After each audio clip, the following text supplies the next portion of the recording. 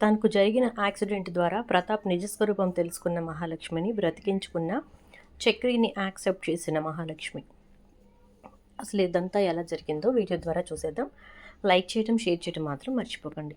మొత్తం మీద ఇక మహాలక్ష్మి అయితే విడాకుల గురించి చాలా గట్టిగానే అందరికీ చెప్పేసింది.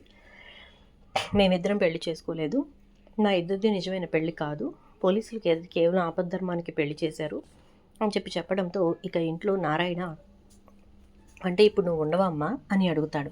అవును మావయ్య, నేను ఉండట్లేదు, వెళ్ళిపోవాలనుకుంటున్నాను, నేను ఇక్కడ ఉండను అని చెప్పడంతో ఇక మహాలక్ష్మి గురించి నారాయణ బాధపడుతూ ఉంటాడు. ఇక మహాలక్ష్మి అయితే ఉదయాన్నే లేచి అందరితోటి నేను వెళ్ళిపోతున్నాను, వేరే రూమ్ చూసుకుంటున్నాను, లేదా పీజీ దొరికితే పీజీకి వెళ్ళిపోతాను, ఎవరు ఏమీ అనుకోకండి అని చెప్తూ ఉంటుంది. ఇక ఆ మాటలతో అందరూ కూడా సైలెంట్ అయిపోతారు.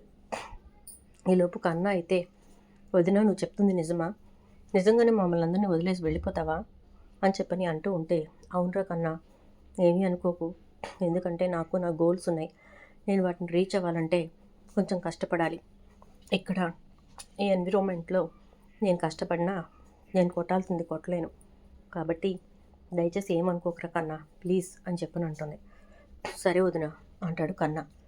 ఇక అయిపోయిన తర్వాత ఇద్దరు అంటే చక్రి మహాలక్ష్మి ఇద్దరు కలిసి బయలుదేరతారు. మాధవ అలా చూస్తూ ఉంటాడు. మాధవ్ దగ్గరికి వచ్చి సారీ చెప్తుంది.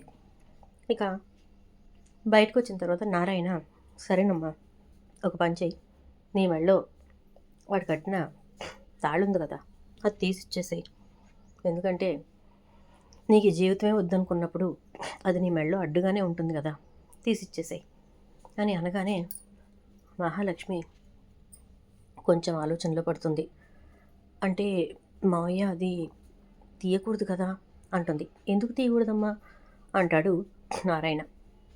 అది భర్త బ్రతికుండగా అంటారు కదా అనగానే, వాడు అసలు నీకు భర్తే కాదు, మీ ఇద్దరికి మధ్యన అలాంటి ఇదే లేదు, మరి అందుకే కదా ఇల్లు వదిలేసేసి నువ్వు వెళ్ళిపోతుంది, అందుకే కదా ఇది పెళ్ళే కాదు అని చెప్పి మా అందరికీ చెప్పింది, మరి ఇంకా నువ్వు అది మెళ్ళో వేసుకుని ఉండాల్సిన అవసరం ఏముంది, నా భార్య జ్ఞాపకంగా నేను దాచుకున్నటువంటి ఆ తాళిని నీ మెళ్ళో వేయించాను, నేను అడుగుతుంది బంగారం కోసం కాదమ్మా, నీ మెడలో నా కొడుకు కట్టిన తాళి గురించి అని అంటాడు నారాయణ.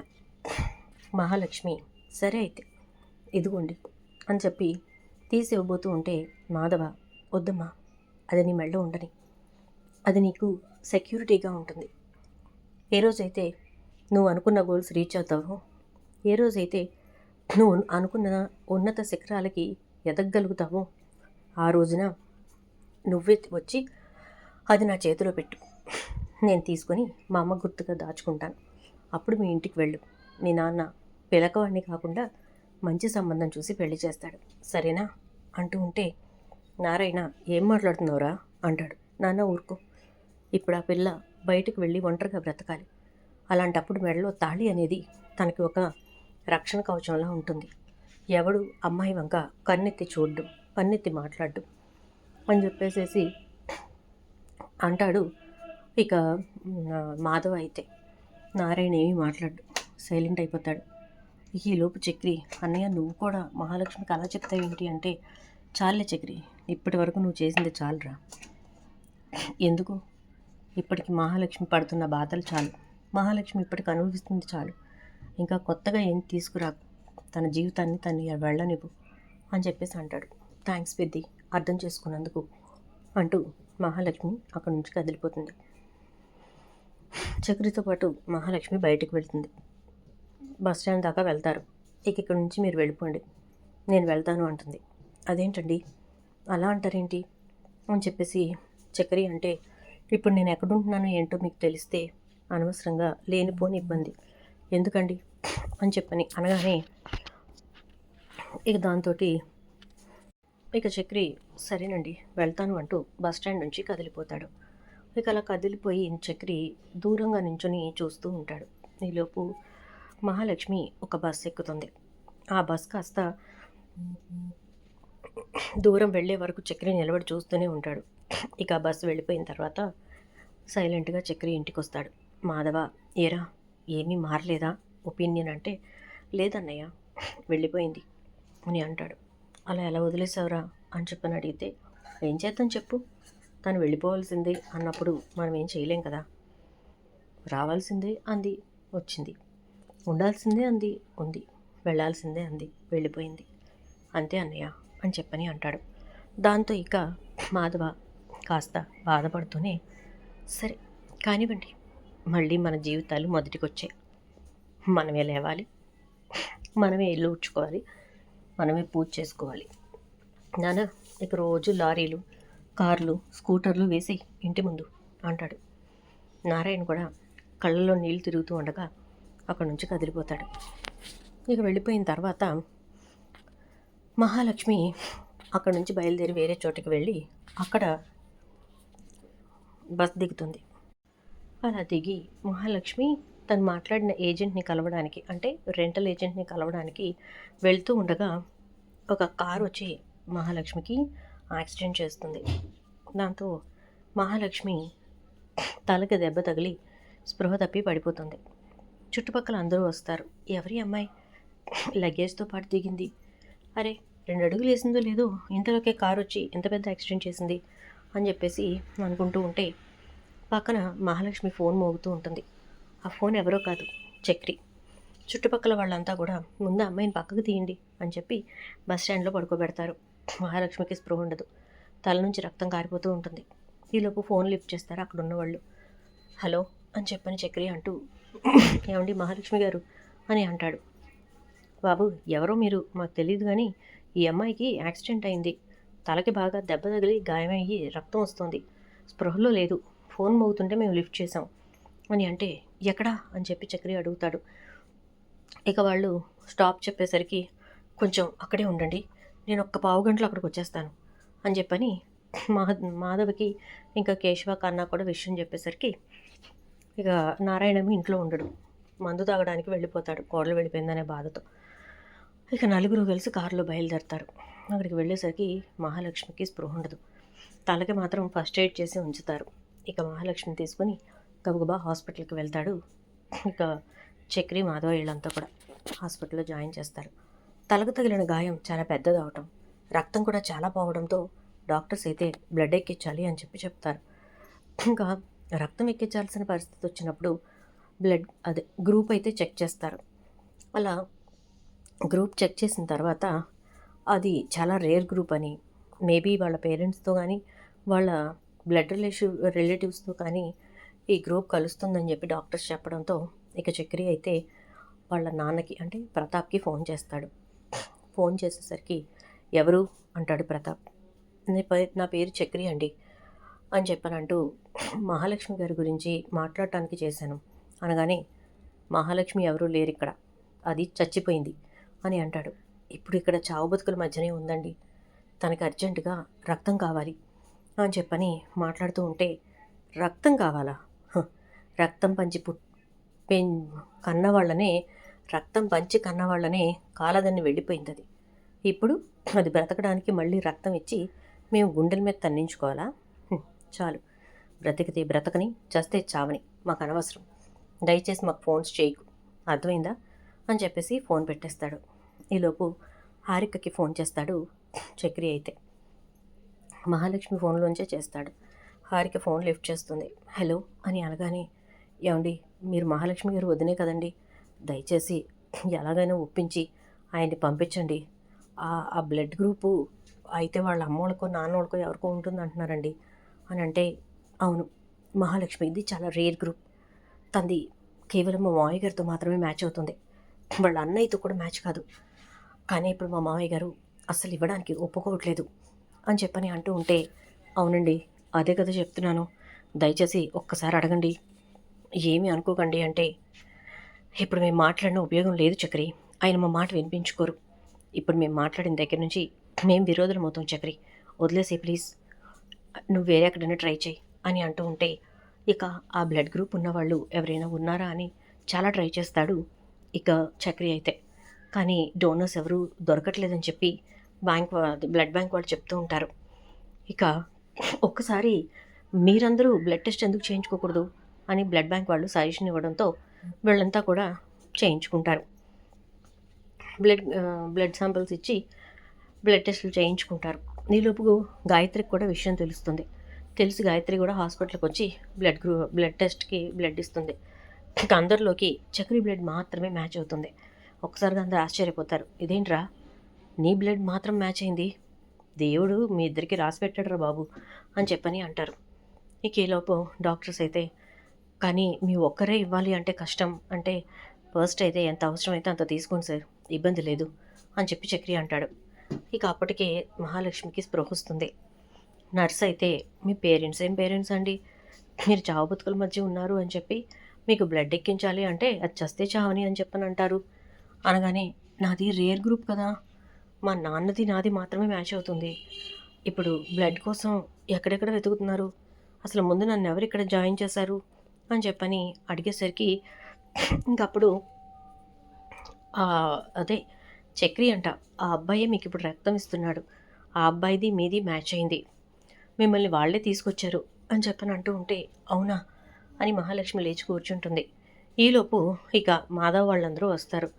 అమ్మ మహా ఎలా ఉంది అని చెప్పని అంటూ ఉంటే ఏంటి పెద్ది మీకెవరు చెప్పారు పెద్ది అని చెప్పని అంటే నీకు యాక్సిడెంట్ జరిగిన తర్వాత మేము కాల్ చేశాము, ఆ టైంలో అక్కడ వాళ్ళు లిఫ్ట్ చేసి ఇలా జరిగిందని చెప్పారమ్మా, ఇక వెంటనే వచ్చి హాస్పిటల్కి తీసుకొచ్చాం, నీకు బ్లడ్ కోసం మీ నాన్న కూడా ఫోన్ చేసాం, ఆయన కుదరదన్నారు అంతే. అనగానే కుదరదన్నారా, చచ్చిపోయింది అన్నారా అంటే పోన్లేమ్మా పెద్దవాళ్ళు ఏదో మాట్లాడుతూ ఉంటారు, నువ్వు అవన్నీ పట్టించుకుంటే ఎలా చెప్పు, అయినా చక్రి బ్లడ్ ఇస్తున్నాడు కదా నీకేం కాదు, నువ్వు ఇదివరకు మహాలక్ష్మిలా ఉంటావు, రక్తం ఎక్కువ పోయింది అంతకు మించి ఏం లేదు, తలకి బలమైన దెబ్బ కదా తగిలింది అని చెప్పని అంటాడు మాధవ. సరే పెద్ద అయితే అని చెప్పి పడుకుంటుంది. ఇక చక్రి ఇచ్చినటువంటి బ్లడ్ని తీసుకొచ్చి మహాలక్ష్మికి ఎక్కిస్తారు. ఇక మహాలక్ష్మి కాస్త నీరసం తగ్గి దవుతుంది. మెడిసిన్స్ అన్నీ రాసి డిశ్చార్జ్ చేస్తారు. ఇక నేను బయలుదేరుతాను పెద్ద అంటుంది. ఎక్కడికి వెళ్ళేది, ఇప్పుడు వెళ్తానని చెప్పి బయలుదేరి ఇంత దూరం తీసుకొచ్చావు, ఇంకా మళ్ళీ వెళ్ళి ఏం తీసుకొస్తావు, కామ్గా ఇంటికి పద, చక్రి కారు ఇంటికి పోని అని నేను చెప్పే వరకు నువ్వు ఇల్లు కదలడానికి వీల్లేదు అని చెప్పని అంటాడు. సరే పెద్ద అయితే అని సైలెంట్ అయిపోతుంది. ఇక మహాలక్ష్మి అందరూ కలిసి ఇంటికి వెళ్ళిపోతారు. ఇంటికి వెళ్ళిన తర్వాత చక్రి చాలా నీరసంగా ఉంటాడు. కేశవ్ అనే కార్ డ్రైవ్ చేస్తాడు. ఇక చక్రి కూడా పడుకొని నిద్రపోతూ ఉంటాడు. చక్రిని నాకు బ్లడ్ ఇచ్చాడా పెద్ది అంటే అవును, చక్రిది ఒక్కడిదే నీకు మ్యాచ్ అయింది, ఆఖరికి కన్నాగడు కూడా బ్లడ్ శాంపిల్స్ ఇచ్చాడు తెలుసా, కానీ వాడిది కూడా మ్యాచ్ అవ్వలేదు, ఇదేంటో ఏదో దేవుడు రాసినట్టు మీ ఇద్దరికే మ్యాచ్ అయింది అంటే పెద్ది మా నాన్న ఏమన్నాడు అంటే ఏదో అంటారులే పెద్దోళ్ళు వదిలేయమన్నానా అంటూ ఉంటే లేదు పెద్ది వదలడం గురించి కాదు, అసలు మా నాన్న ఎందుకు అలా మాట్లాడాడు పెద్ది అని అంటుంది. ఎందుకంటే వాళ్ళకి కోపం ఉండదా, మనం చేసిన పనులను బట్టే వాళ్ళు కూడా ఆలోచిస్తారు కదా అని చెప్పని అంటాడు. ఇక ఈలోపు హారిక ఫోన్ చేస్తుంది. వదినా అంటుంది మహాలక్ష్మి. ఎలా ఉన్నావు మహా అంటే బాగానే ఉన్నాను వదినా అంటూ ఉంటే బ్లడ్ దొరికిందా, నీకు బ్లడ్ ఎక్కించారా అంటుంది. దొరకలేదు వదినా, చక్రి బ్లడ్డే నాకు సరిపోయింది, తనే బ్లడ్ ఇచ్చాడు అని అనగానే అవునా నిజంగా ఏదో అంటారు కదా విధి రాసింది, జాతకం ఇంతే, తలరాత, వీటెవరూ మార్చలేరు, ఇలాంటి మాటలన్నీ ఇలాంటప్పుడే నిజం అనిపిస్తాయి, లేకపోతే నీది అసలే రేర్ గ్రూప్, మీ డాడ్కి తప్ప నాకు తెలిసినంత వరకు తొందరగా ఎవరి దగ్గర దొరకదు, మీ ఇద్దరికే మ్యాచ్ అవుతుంది, అలాంటిది నీకు చక్రి బ్లడ్ గ్రూప్ మ్యాచ్ అవ్వడం అంటే ఆశ్చర్యంగానే ఉంది కొంచెం, ఏమో చక్రి మేబీ యో పార్ట్నర్ ఏమో, అది నువ్వు గుర్తించట్లేదేమో, ఒకసారి ఆలోచించి చూడు అంటే నేను కూడా అదే ఆలోచిస్తున్నాను వద్దా అని మహాలక్ష్మి సరే ఉంటాను వద్దా అని ఫోన్ పెట్టేస్తుంది. అలా ఫోన్ పెట్టేసిన తర్వాత మహాలక్ష్మి ఇక ఆ రోజు నుంచి చక్రి గురించి పట్టించుకోవడం మొదలు పెడుతుంది. చక్రి వచ్చే వరకు మేల్కొని ఉండడం, వచ్చాక తను తింటున్నప్పుడే తిని కూడా అన్నం తినడం, ఇలా ఒక్కొక్కటిగా తనకు తను చక్రి వైపుకి తిప్పుకుంటూ ఉంటుంది. ఇక చక్రి అయితే మహాలక్ష్మిని ఏమాత్రం కూడా ఇబ్బంది పెట్టకూడదు అనుకుంటాడు. అసలు తన జోలికి వెళ్ళకూడదు అనుకుంటాడు. తను హ్యాపీగా ఉంటే చాలు. మహాలక్ష్మి ఎంత మాట్లాడాలనుకున్నా చక్రి మాట్లాడు, దూరంగానే ఉంటూ ఉంటాడు. ఇక మహాలక్ష్మి తన వైపుకి ఉంటున్నా కూడా చక్రి అయితే దూరంగా ఉండడంతో ఇక ఏం చేయాలో అర్థం కావట్లేదు. మాధవ్ దగ్గరికి వచ్చి, నేను ఇప్పటి వరకు చక్రికి చుక్కలు చూపించాను కదా పెద్ది, ఇప్పుడు తను నాకు చూపిస్తున్నాడు, అసలు మాట్లాడట్లేదు పెద్ది అని చెప్పని అంటుంది. అంతేనమ్మవాడు, ఒకటి కావాలి అనుకుంటే ఎంత దూరమైనా వెళ్తాడు, వద్దు అనుకుంటే దాని జోలికి కూడా వెళ్ళాడు, ఇక అంతే అని చెప్పని అంటాడు. అదే పెద్ది, అస్సలు నాతో మాట్లాడటం కూడా ఇష్టపడట్లేదు అని చెప్పేసి అంటూ, ఎలా అయినా నాతో మాట్లాడేలా చేయవా ప్లీజ్ అని అనగానే, సరే అయితే నేను ప్రయత్నిస్తాను అని అంటూ ఇక మాధవ చక్రి దగ్గరికి వెళ్ళి, ఏంట్రా మహాలక్ష్మి మాట్లాడుతున్నా నువ్వు మాట్లాడట్లేదంట, అసలు తను ఎక్కడున్నా నువ్వు అక్కడ ఉండట్లేదంట అనగానే, ఎందుకన్నయ్య, కాస్త కోలుకుంటుంది, కాస్త బాగుంటుంది, హెల్త్ అంతా సెట్ అవుతుంది, ఆ తర్వాత నేను ఇక్కడ ఉండను అంటుంది, విడాకులు కావాలి అంటుంది, నేను కంపెనీ పెట్టాలి అంటుంది, కొత్తగా మళ్ళీ మాట్లాడుతుంది. ఈలోపే నేను గబగబా దగ్గరైపోయి ఏదో ప్రేమ చూపించేసి ప్రశాంతంగా హాయిగా జీవితాన్ని ముందుకు తీసుకెళ్దాం అనుకుంటాను. తాను మాట్లాడే మాటలతో నా జీవితం పూర్తిగా ఇదైపోతుంది. ఇదంతా అవసరమా? నా మానాన్ని నేను నా పని చేసుకుంటాను. ఎందుకు వచ్చిందన్నయ్య? ఇప్పుడు ఆ యాక్సిడెంట్ అయింది కాబట్టి మహాలక్ష్మి తిరిగి ఇంటికి వచ్చింది. లేకపోతే అసలు మహాలక్ష్మి ఎక్కడుండేదో మనం ఎక్కడుండేవాళ్ళము కదన్నయ్య అని అనేసరికి, అది నిజమే లేరా, కానీ నువ్వు తన్ని ప్రేమించావు, ఇప్పుడు తను నిన్ను ప్రేమించాలనుకుంటుందేమో, ఇష్టపడుతుందేమో అని అంటే, లేదులే అన్నయ్య వదిలేసి అని అంటాడు. ఇదంతా విన్న మహాలక్ష్మి, ఇలా అనిపిస్తోందా నీకు, సరే అయితే అనుకుంటూ ఇక ఒక్కొక్కటిగా చక్రి కోసం చేంజ్ అవుతూ ఉంటుంది. ఒక రోజున చక్రి వచ్చేసరికి మహాలక్ష్మి వీళ్ళ ముగ్గురికి ఇక్కడ హాల్లో పక్కేసి చక్రికి సంబంధించిన పిల్లో బెడ్షీట్ అవన్నీ లోపల వేస్తుంది. చక్రి వచ్చి వెతుక్కుంటూ ఉంటే, ఇంకే వాళ్ళ నుంచి నీ ప్లేస్ ఎక్కడ కాదన్నయ్య, లోపలికి వెళ్ళు, వదిన లోపలికి వచ్చి పడుకోమని చెప్పింది అని చెప్పి కన్నా అంటాడు. ఏంటి, లోపలికి వచ్చి పడుకోమందా అనగానే, అవును లోపలికి వచ్చి పడుకోమంది, బెడ్షీట్ అవన్నీ లోపలే పెట్టింది అనగానే, ఒరే నువ్వు తీసుకెళ్ళి లోపలేసి మీ వదిన మీద ఎందుకురా చెప్తావు అని చెప్పేసి అని వెళ్ళి తలుపు కొడతాడు. మహాలక్ష్మి డోర్ తీస్తుంది. ఎంతసేపు అయిందండి వచ్చి అంటుంది.